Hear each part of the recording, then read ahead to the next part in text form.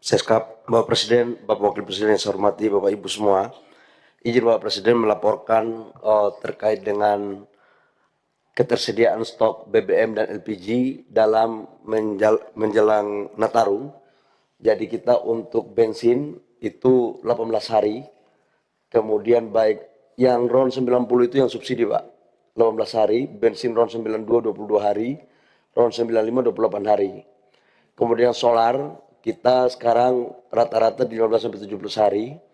Kemudian untuk LPG 14 hari. Jadi ini semua masih dalam koridor stok standar minimum nasional. Jadi kalau kita untuk Nataru, insya Allah aman Bapak. Sekalipun kita kena di persoalan di bencana. Yang kedua, saya juga melaporkan tentang tahun depan Bapak Presiden dengan beroperasinya RDMP Balikpapan menambah kurang lebih sekitar 100.000 lebih barel per day untuk solar, maka kita bisa juga umumkan sekalipun belum kita dorong ke B50, itu kita sudah surplus untuk solar. Jadi mulai tahun depan Indonesia tidak lagi melakukan impor solar karena antara konsumsi dan produksi kita udah cukup. Kita lagi berpikir kalau memang kita mau dorong ke B50, maka jumlah solar yang surplus kurang lebih sekitar 4 juta ton itu kita akan konversi untuk membuat produk aftur, sehingga di 2026 insya Allah solar kita sudah clear, afturnya juga bisa kita produksi dalam negeri. Sementara untuk bensin kita masih tetap impor, dan karena itu kami menyarankan agar program etanol itu bisa kita jalankan dan bisa kita produksi 2027. Yang kedua Presiden, kami laporkan tentang subsidi di 2000. Slide-nya sudah selesai, nggak usah dipasang terus ya. Slide-nya sudah selesai kan? Slide yang Ya, ini sudah Pak ya, Presiden. Saya izin lapor berikut. Mana asropnya itu? Ya. Ya. Slide berikut bicara tentang subsidi listrik Pak Presiden.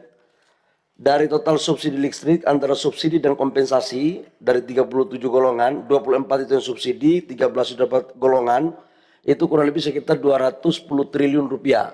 Untuk kompensasi dan subsidi kita di 2025 sudah termasuk sekitar 12 triliun untuk pembayaran kita ke PLN dari diskon listrik pada saat bulan Maret, April, Mei yang diputuskan oleh Pak Menko waktu itu Pak Presiden. Dan ini masih on the track, belum ada perubahan anggaran tambahan, masih sesuai dalam batasan APBN. Yang berikut saya laporkan kepada Presiden tentang listrik desa. Jadi Bapak Presiden, listrik desa ini seperti kemarin di Sumatera Utara, masih ada beberapa, sekalipun listriknya sudah 99,9%, tapi masih ada kurang lebih sekitar hampir 50 desa di 4 kabupaten yang belum ada listrik.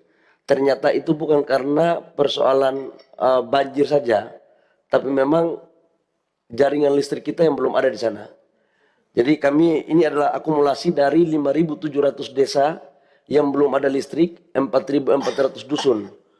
Kami menyarankan agar bisa kita lakukan program sampai dengan 2029 agar semua desa di Indonesia ini bisa dilistriki, sekaligus menunjang program tentang sekolah-sekolah yang berbasis teknologi.